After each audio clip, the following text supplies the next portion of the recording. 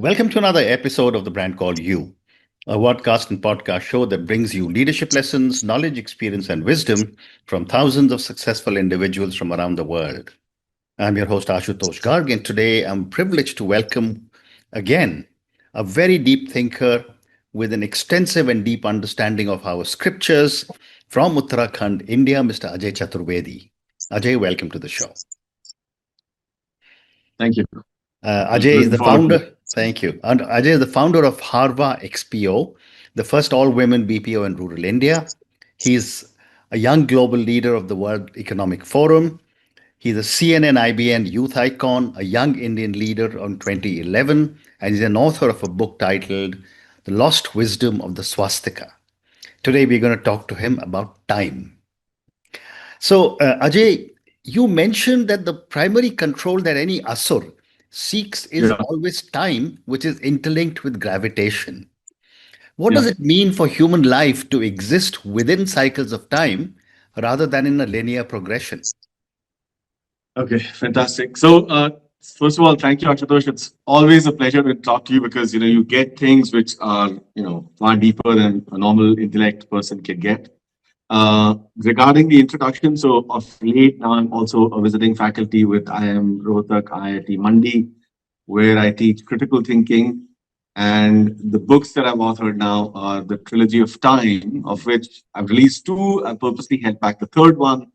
And specifically, my interest started out in time, or almost about 25. I mean, it's been there for ages, for almost 3 decades. But I used to think that a lot of people are thinking or they have the same questions as I do. But I'm quite surprised people don't really think about these. Like weekdays.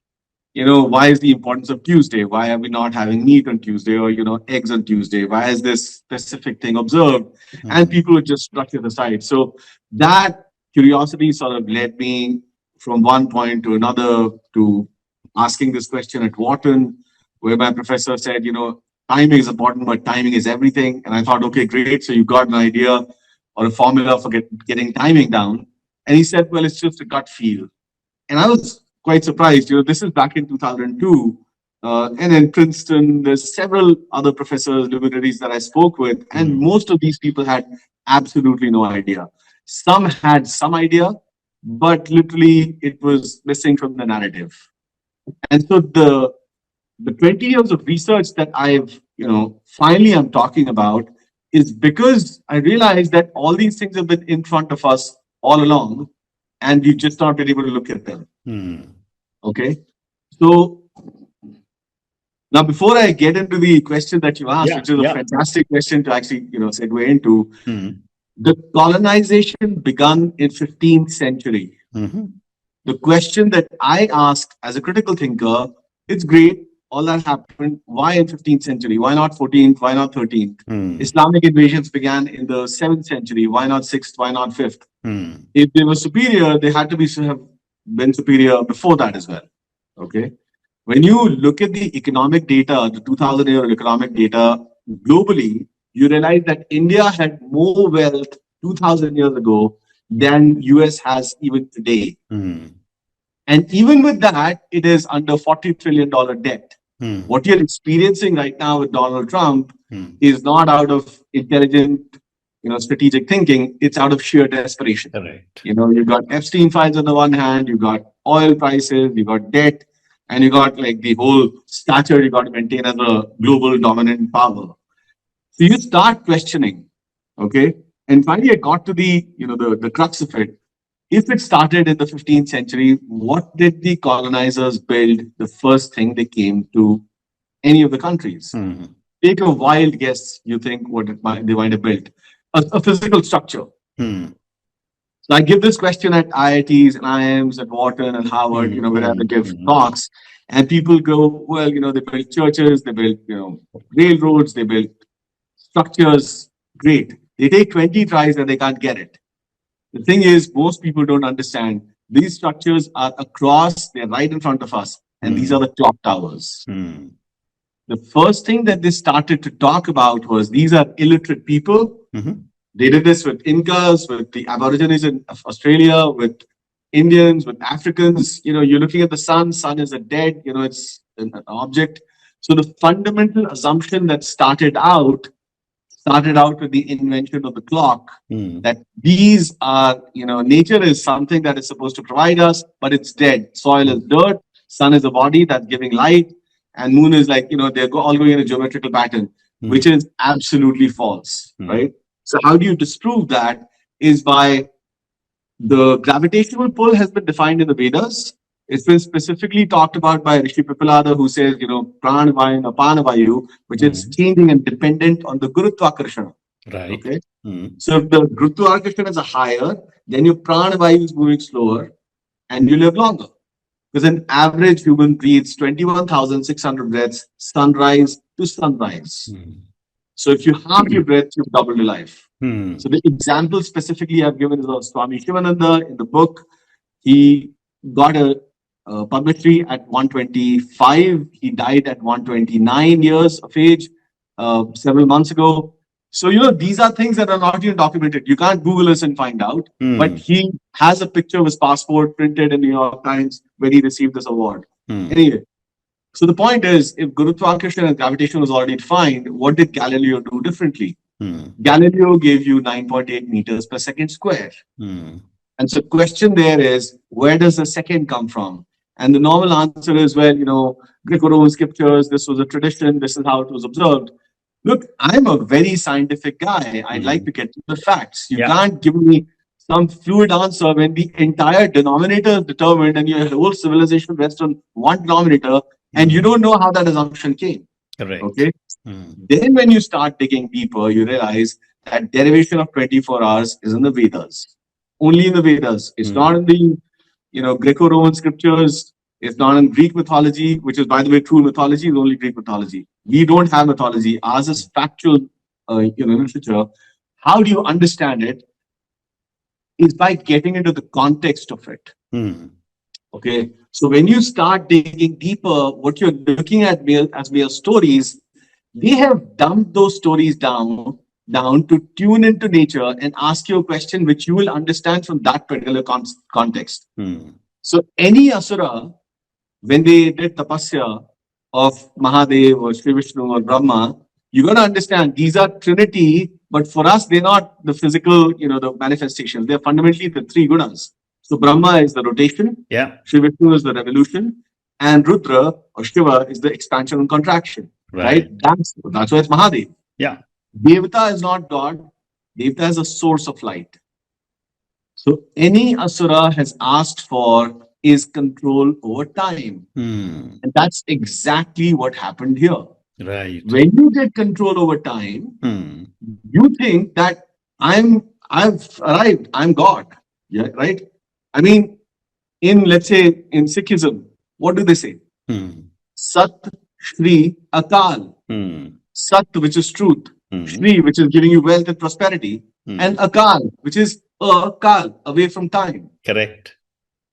Fundamentally, Veda is talking about worshipping time. Correct. Surrendering to time.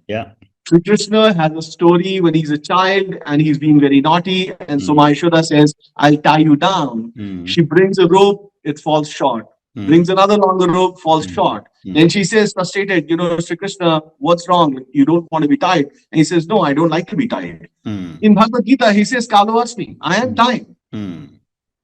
Oppenheimer says, I am Vishnu, I am become death. I mean, that is probably the most audacious display of ignorance that I've seen in my life. Because they've gone on to make a movie, not done the due diligence. So that in a nutshell, and I've gone extensively, every single line, every single word, every single punctuation has been researched and put there.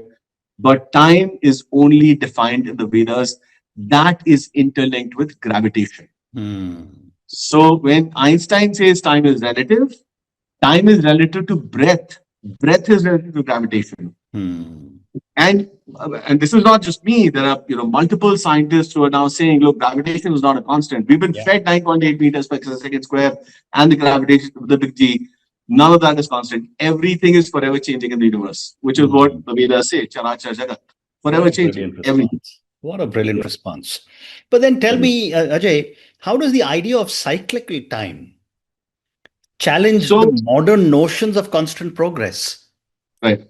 That's fundamentally so. Kulhad economy is an outcome of the books Time and Lost Within the Swastika. Mm. Technically, Lost Within the Swastika should have come out now, but I thought that people were thinking the same as me, but they were not. So time does not become linear till before the 15th century. And every yuga, by the way, so the understanding that they have is that the time is linear. It's like 4.32 billion years ago this happened. Yeah. That's not how it is. So the Big Bang is in understanding.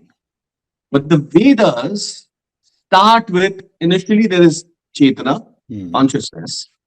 Chetana gives Kala, which is time. Time has three gunas: Rajoguna, Sattva and Tamoguna. These three interrelations help you understand time. So there is rotation, there's revolution, and that's why I start with where does 360 degrees comes from. The explanations, if you Google, it says, Babylonians use this, Mesopotamians use this. I said, I'm not asking for how they used it. I'm asking how you got to it.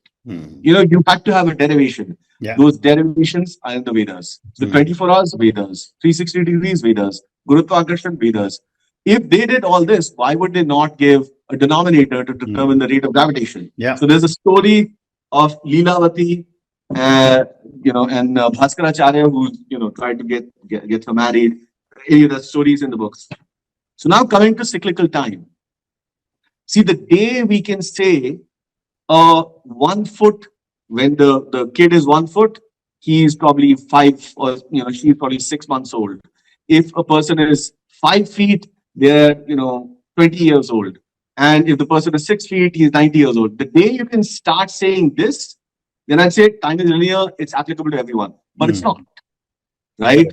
You could be some age, I could be older than you, but you might have gray hair, I don't have gray hair. So the thing is, everything has aspects and perspectives that are changing at different rates. Your eyesight is changing differently, your height is changing differently, your weight is changing differently, your hair color is changing differently. That is all reflected on how the world and the universe is changing.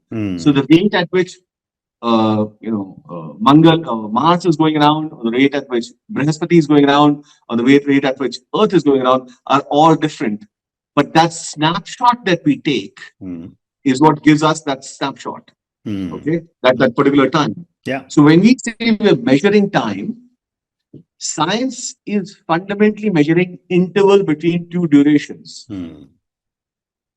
But those two durations are fairly accurate when you're measuring in short periods of time. Right. But the moment you elongate it to over 100 years, you go on, right? Almost the same as saying, well, I'm standing at the edge of an ocean. I could make my perspective only about 40 meters to 40 meters and say, well, look, this is a pool. This is not an ocean. There are no waves. For that, 2 minutes, it might really feel like a pool. But after a while, that wave will hit me. Yeah. Right?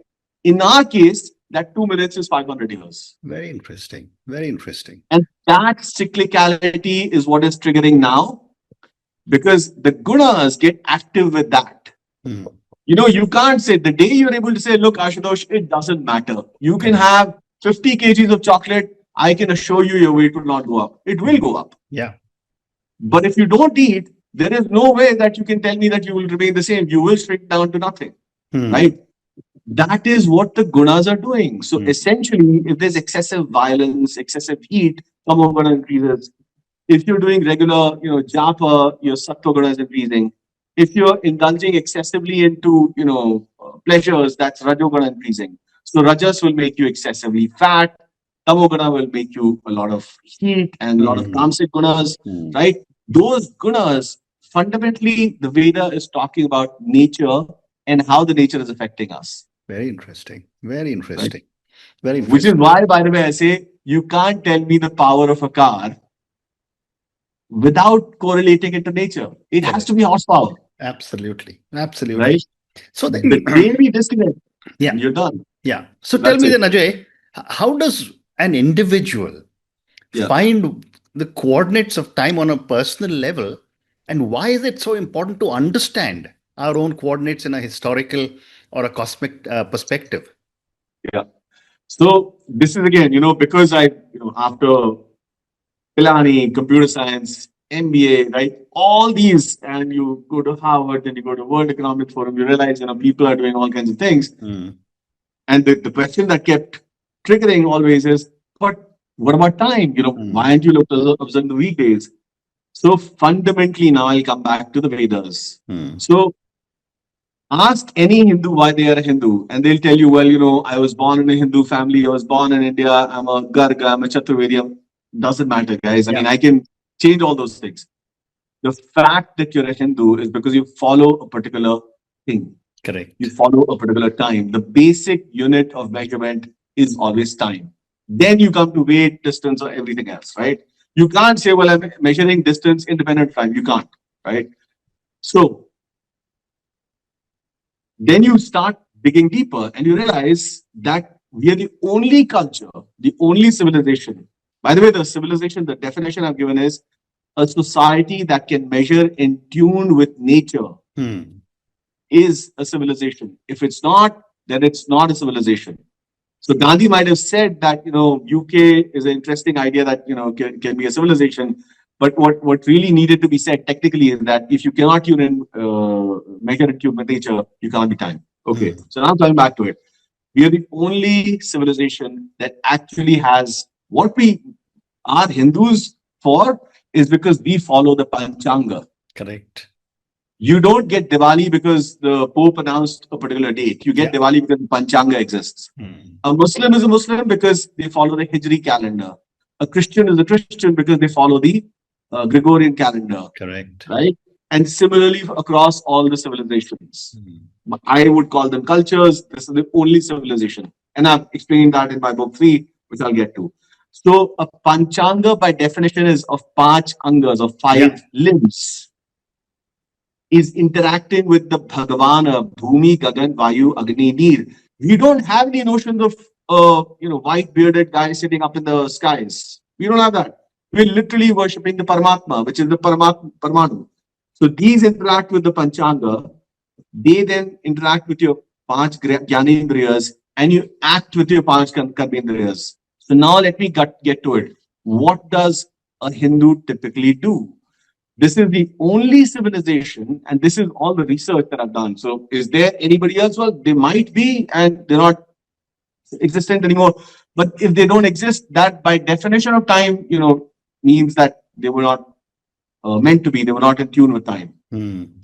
But as a Hindu, if you do a sankalpa or you do an anusthana, the first thing you do is identify yourself. So you say, Mama, Nama, Nakshatra, Rashi, Bharadwa, Gotra. And then you say Shri Shvetvaraha Kalpe, which is the Kalpa, Vavasvat Manvantara, which is the 7th Manvantara, Vavasvat Manvantara, 28th Kali Yuge, Pratham Charane, 2083 Vikram Samvat. So, the Vikram Samvat just changed 13 days ago. And then you say Tera Chaitra, 13th Chaitra Masa, Krishna Pakshe, Treyodashi Ritho. So it's Treyodashi Rithi. And then you say the Nakshatra, which is Satamisha. You say Yoga, which is Siddhi Yoga. You say Karana, which is the one is the Karana. Then you say Mangalvara, Jambu Dvipe, Bharat Pashe, Bharat Khande, Uttarakhand, Pradesh. All of that. That is how you're identifying. And then you fire the mantra. That is why mantra works. Correct. If I have to call you, I have to dial your phone number. I can't say, well, Ashutosh and I are connected. I can dial whatever number I feel like and I'll still be connected. I'm not. Yeah. So the word belief was only coined in the 15th century. We don't have any beliefs, by the way. We have pure understanding, and that understanding comes because we are in tune with time. And so for everybody, wherever they are, please look at your Panchanga, please get your Gotra, please get your Rashi, identify yourself and start doing these things, and you'll suddenly realize that everything will start falling into place. I'm always marveled every time I speak to you on the amount of knowledge you have. And I was making a note, maybe next month I'm going to ask you to do a separate conversation on why am I a Hindu? That will be something Yeah, fascinating for so many absolutely. young people. And when what is Yeah, Sanatan? That's a separate topic. Today we're going to focus yeah, only on time. So, Ajay, my next question yeah, is that Kali Yuga is usually yeah. described as a dark age, and yet some scholars Right, suggest it contains right, subcycles of renewal and decline. right. We are in Kali Yeah, Yuga these days. How should we yeah. understand the phase that we are in today? Sure. So, every time, and this is a effect that, I've talked about in my book as well, because people start to think about things in cycles. And in cycles, there are always, minor cycles. So by Jyotisha, which is the Chakshu of the Veda Purusha, Hmm. it says there's Dasha, there's Antardasha, there's Pratyantar Dasha. So, there's waves, and then there's smaller waves, and there's smaller waves. Hmm. And so what we are experiencing right now is a Yug Parivartana Hmm. within the Pratyanta Dasha of Kali Yuga. Now, when people say it's the dark ages, we certainly are. Hmm. But at the same time, it's also changing. Hmm. Okay. Now, let me just pause here. Everything, most of the most critical things started happening in the 15th century. And this is a huge discussion. So I'd urge people to, possibly buy the books, Yeah. read them, because it starts on a very different level. Okay. Hmm. The Europeans didn't come to colonize the world. Hmm. They came to destroy the world. Hmm. They're like, we take everything away. We are the most superior. We've got control of time. Okay. And let's just, Bill Gates, by the way, is still under the same delusion. Hmm. Okay. If I were just to, humor you with this, what was the first big hurdle that Microsoft came up with? Y2K. Hmm. Correct. I mean, you're looking at building a global brand and you didn't even think 40 years hence. Hmm. Okay. Or no, not 40, 20. Hmm. Microsoft was founded in 80s. Y2K happened. I mean, you were not even that far foresighted. Yeah. Yeah. But in Sanatan, you're thinking the rishis are defined. They're like, this is the Manvantara, this is the Yuga, this is going to happen. And why am I so confident? Because science doesn't have a definition of time. Yeah. It borrowed something, assumed it was done by Greco-Romans, and so we'll follow 24 hours. Let's just equally divide it into seconds. It's not the case. Hmm. So now coming back to the Dark Ages.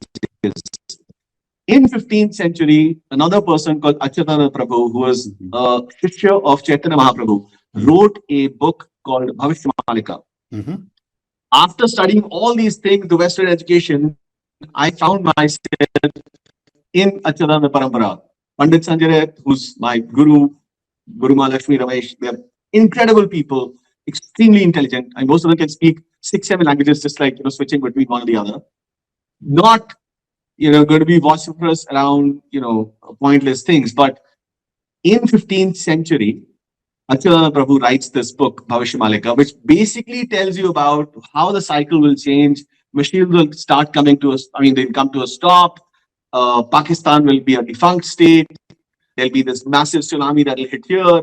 I mean, they've literally predicted. So when you're talking about it, this is not, staring to the crystal ball and making this Nostradamus kind of predictions. They're not. They're literally telling you, look, you've got a car. You've been told that it gives you 20 kilometers to a liter. But the assumption is there are 4 people in the car. The road is clean. It's straight road, 0 degrees. But what if the road is at 20, 30 degree Correct. incline? Yeah. It's all, cobbled road, and you got 10 people in the car. The average will change. Yeah. That is fundamentally what they've talked about. And what we're experiencing right now is exactly that.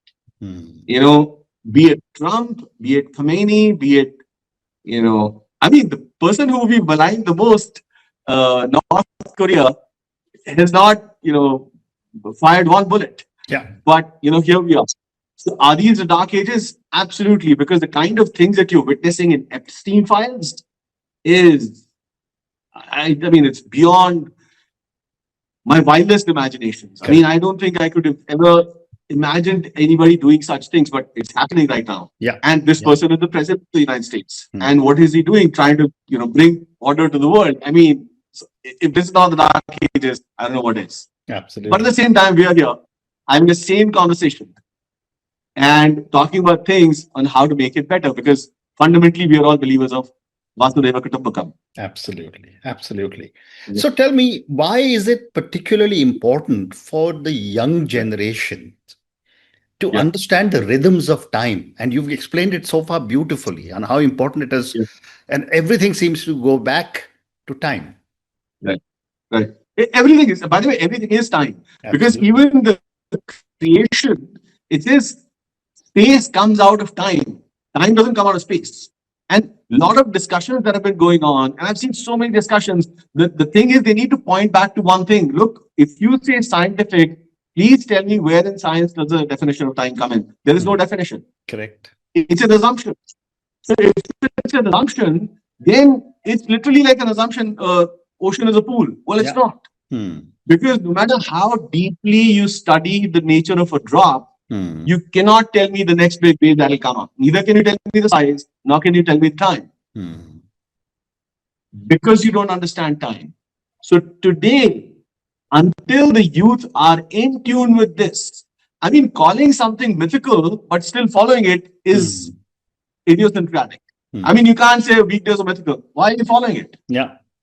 24 hours is random. Why are you following it? Change it. Change it to 100 hours. Change it to 5 days. And so, because I've been questioning, Russia tried this experiment. France tried this experiment. In the Puranas, Raja Ripunjaya tried this experiment. They fundamentally banished everything, came to linear time. And in about 20, 30, 40, 50 years, they all collapsed. That's exactly what is happening right now. If industrialization were to have really worked, we would have actually created wealth. But when you look at the economic and the historical data, you see that all the wealth has only been relocated by industrialization. There's no fundamental creation of wealth. India still today has the largest gold reserves. Okay? If you now start understanding that when people, especially the youth, get misinformed, misaligned, and misguided by, well, you know, if I were to do this particular trend, I could do this. I really want to reach out to them. Look, making $1 billion will definitely not help you, but creating value will. Absolutely. So the first thing I always urge, and I think many people have said this before me, get a piece of land, start growing your own things. Because no matter what you're making, a few $1 billion, if I'm selling you rice at $1 billion a bag, you're nothing. Yeah. Right? Yeah. Well said. And that is the thing that the colonizers did. They fundamentally killed 50% of the arable land of India across the world. Today, you got pine trees in India. They don't belong here. Gulmohar trees, eucalyptus trees, they're all drying up, but they're all there. So this is something that the youth need to be aware of. Start planting trees, start understanding crop cycles, start understanding the time, the way it's working, because that is the source to true happiness. That's the source to true, bliss that you can be in without really. Yeah. Ajay, you have a very powerful photograph or painting behind you. Yeah. How is that related to time? I purposely got this. So this is, a painting that, we normally associate. This is Surya Dev. As you can see this. Yeah. Right? This Surya Dev with 7 horses. Yeah. Now this description is in the Rig Veda, right? So it's multiple places. And I used to be thinking, well, 7 because 7 weekdays. No. You're not understanding. Yeah. Nothing in the Veda is, first of all, nothing is, a lot of Western scholars define it as poetry. It's not. They're telling you something very specific. Okay. So Surya Dev has a one-wheeled horse. Yeah. With a charioteer who has no feet. And there are 7 horses leading that. So normal question is, well, it's Surya, it's sun, for heaven's sake. Why would the sun have 7 horses? It should have like 1 million horses. Correct. Sun is not that light, right?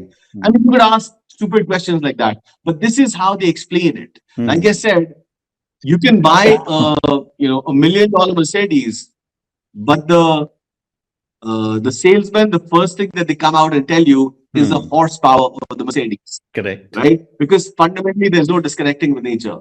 So this is what they've tried to explain. Look, there are 7 horses that are pulling time. Now, what are those 7 horses? Those 7 horses they've explained, which science does not, accept. Yeah. And I remember the first time I went to the US, my first call to my father was, Papa, there are these fantastic roads and they're so clear that east to west, north to south. They don't have any confusing roads like, go this way, then the road curves. They have straight roads, east, Yeah. west, north, south. What you don't realize is that's the most ignorant thing that you do, because the east is where sun rises. And sun itself is changing its position by a degree every day. Yeah. So it's going northwards, it's going southwards. So it's Uttarayana, it's Dakshinayana. That's the first horse. Yeah. Okay. Then the movements of the moon. So there's dark phase, there's light phase. So that's Krishna Paksha, Shukla Paksha. That's Paksha. That's the second horse. Then there's the weeks, 7 days of the week. That's the third. Then there's Muhurta, which is 30 Muhurtas in a day, sunrise to sunrise. A day is always sunrise to sunrise in the Vedic. Correct. When people tell me the day is changing midnight, what is happening at midnight? I don't understand. What changed at midnight that you change the day? Right? And so there are things like this that have not been questioned, which need to be questioned, because once you start doing, you'll always find that sustainability problem is fundamentally a out of sync with time problem and not an efficiency problem. We are trying to find the closest second that you can get to. Look, if I can get the nature of the drop, I can predict the next wave. You cannot. In order to predict the next wave, you need to understand the nature of the ocean. That you don't understand. And so this painting fundamentally is the definition of time, the 7 aspects of time.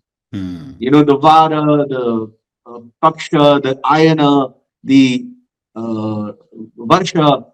Ram Ayana is also fundamentally a study of time. Rama is a Surya avatar. Ayana, it's saying Dakshinayana, Uttarayana.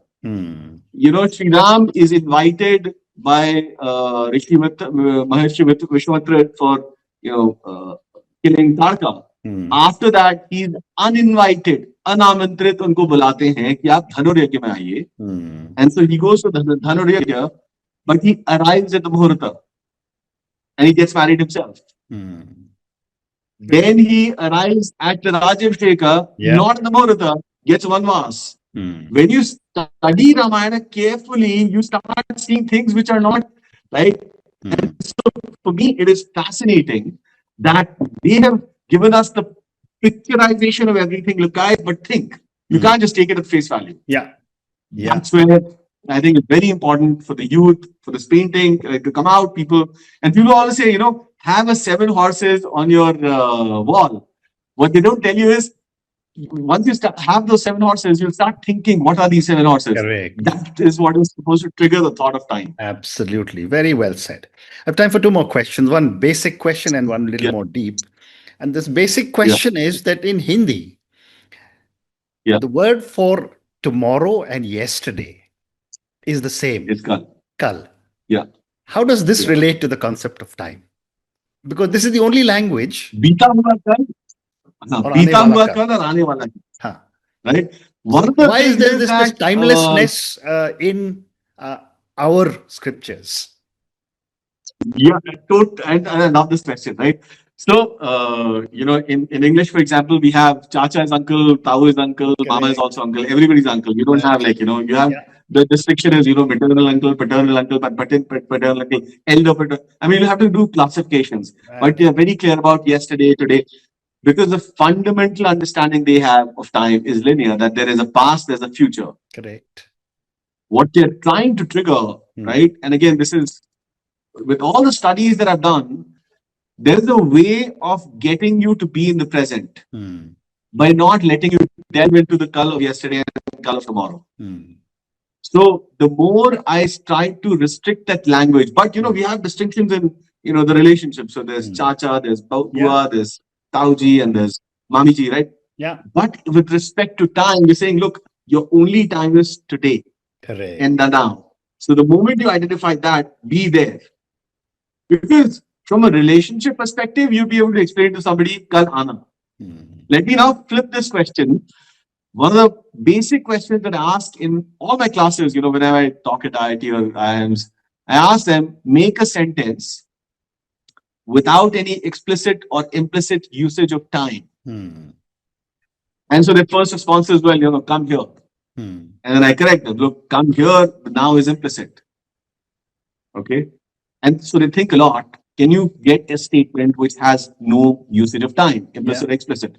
And finally, a lot of thought, they say, well, it's not possible because time is fundamentally ingrained in the language. So without time, you couldn't have done it.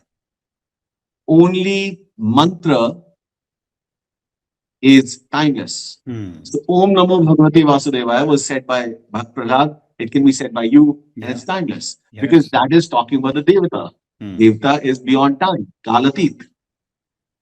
Coming back to this, the idea of Kali Yuga, especially, is mantra japa, nam japa, and that's what they're trying to say. Look, just focus on this and now. That's it. That's all is going to matter. You can't change the color of yesterday. You can't change the color of tomorrow. They're all the same. Just be here. That's What an amazing explanation. I can just keep talking to you, but given the time, and we've been talking for almost 36 minutes, one last question for you. Yeah. Ajay, are traditional practices like festivals, rituals, and seasonal observances actually tools for aligning human life and time with cosmic rhythms? Yeah. It is completely. In fact, that's why I keep saying we are worshippers of time. Name our festivals. What are festivals? Hindu festivals are Ganesh Chaturthi, Nag Panchami. Correct. Kartikeya Shashti. Yeah. Durga Ashtami, Rishi Saptami, Ram Navami, right? Vijay Dashmi.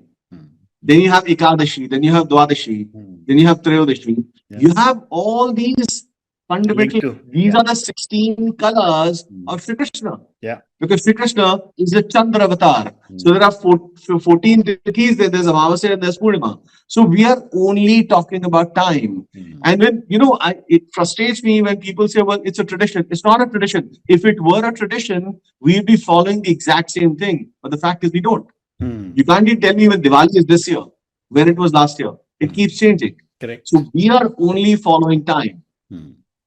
That's it. So the moment you realize it, everything that has been defined in the Puranas is what you follow, and you suddenly realize that you're automatically in tune with nature. So if, for example, if you were to go to a Hanuman temple, you say, go on a Mangalvara, go at Prabhupada, offer Sindur, offer Long, and offer this. But you say, no, I'm connected, I'll offer him 5-star chocolates, I'll go on a Wednesday. It doesn't work. So we always align with time. In the Paksha, in the Muhurta, in the Ayana, right? That is all you're doing. Absolutely. That's why at the beginning of Uttarayana, we celebrate Makar Sankranti. Yeah. Right? That's the original reference point. Very interesting. For me, if my chair were constantly turning, I'd have to keep turning my head to stay in tune with you. I can't look there and say, hi, Ashutosh, because then I'd be crazy. And so that's all we're doing. Very interesting. In this constantly changing universe, we're trying to align ourselves with the specific stars. The Kumbh Mela aligned with Brihaspati, right? 12-year rotation, revolution. That's what we're doing. Very interesting. Well, I'm going to just be greedy and ask you one more question. If you had to give one message to future generations about living wisely within the age they inherit, and we all inherit a different age that we are living in, what would your message be? Absolutely. I would say the very first thing that always, and this is my prime message, start planting trees. Start planting trees which are, in tune. Like, for example, I go to the biggest of societies, best of societies. I mean, you live in Magnolias. You can't point a single tree and tell me which one it is, right? The person managing the trees is some guy from Australia who has no clue of what the trees should be. If people are talking about pollution, for example. A lot of people come to me, well, what are you doing for pollution? I'm honestly surprised even the government is not talking about this. Plant trees, plant neem trees, plant kadam trees, plant people trees. These are the trees that are helpful for us. What you're planting instead is palm trees, eucalyptus trees, gulmohar trees. They're useless. So that's the one message that I give to everybody. If you can try to grow your own food and start planting trees, that's it. Amazing. That's the simplest solution to 90% of your problems. Amazing. Your water problems, the environment problems, the food problems, everything will be solved. You don't need to buy Lay's chips. And I'm sorry. I know you're broke. So, but Yeah, that's the one single message that Absolutely. I'd like to give. But on And that note, Ajay, I just want to say what a powerful conversation this has been. And I always enjoy every single conversation I have with you because there's so much to learn. And your amazing ability is how easily you explain such complex subjects. And what I find fascinating is when I speak to young people, uh, yeah, their hunger for knowledge of our own scriptures, for yeah, explanations which we take for granted, whether it's the seven yeah. horses of the sun or whether it is the Panchang and how, we are governed by the Panchang. Every single thing has been explained so beautifully by you, and there's so much more depth that we can keep covering. Thank you for speaking to me today, Yeah. and all the best to you. It's lovely to be with you because without a good host, it's impossible to bring out these points. So thank you for bringing these points out, and thank you so much. Look forward to our next Thank you. conversation. Yeah. Thank you for listening to the brand called You Videocast and Podcast, a platform that brings you knowledge, experience, and wisdom of hundreds of successful individuals from around the world. Do visit our website www.tbcy.in to watch and listen to the stories of many more individuals. You can also follow us on YouTube, Facebook, Instagram, and Twitter. Just search for the brand called You.